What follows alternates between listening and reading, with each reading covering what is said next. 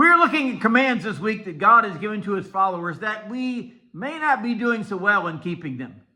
Good morning. This is Pastor Ernie Lewis of the Blue Point Church in Sisney, Illinois, with your thoughts from God's Word for Thursday.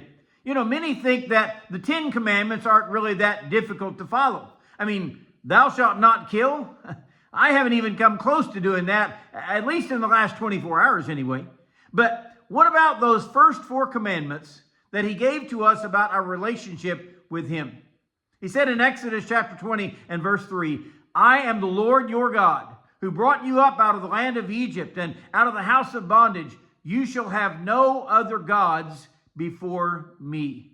You see, this was God's order for his people who had just been rescued from the land of Egypt. Perhaps he knew that they would be tempted to follow the myriad of gods that they saw back in Egypt. Or perhaps he knew they had experienced the gods of the Moabites in whose land they had just traveled. He even tells them in verse 4, you shall not make yourself a carved image or any likeness of anything that is in the heaven above, or that is in the earth beneath, or that is in the water under the earth. You know, maybe God was looking ahead into Exodus 32, where Aaron would actually take all their gold jewelry and fashion a golden calf. And then he would proclaim, this is the God, O Israel, who brought you up out of the land of Egypt. Wow. It was crazy, not only for Aaron to mock God with this idol that he had fashioned before the people, but it seems even worse that he would tell them that this solid metal substance is what has actually rescued them from the land of Egypt. Well, let's get back to that first commandment God has given us to live by. You shall have no other gods before me. But we aren't just talking about fashioned idols here. You see, the definition of an idol is a physical object, a person, or maybe even a concept that takes the place of God by receiving our ultimate devotion, our trust, our worship that really belongs to God alone.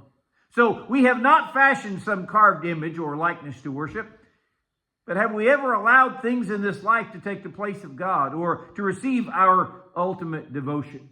You know, perhaps we bought that car and it's new and shiny, and it takes all of our time and energy to keep it that way, to clean and shine it daily. Or maybe you bought a house and you came to realize that ownership switches quickly. And now that house owns you, and you are the constant servant keeping it up. You know, with some people, their career becomes their God. They're working every waking moment to get ahead in life.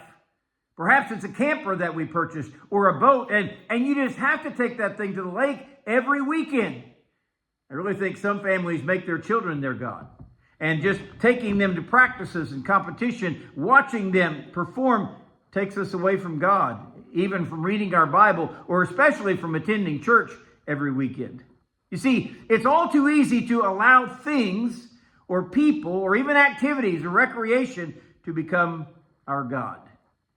When God made this commandment for his people, he knew that there would be so many things in this world that would be vying for our attention, our energy, our finances, and our ultimate devotion. He said, I am the Lord your God, and you shall have no other gods before me. So how are we doing with this commandment today?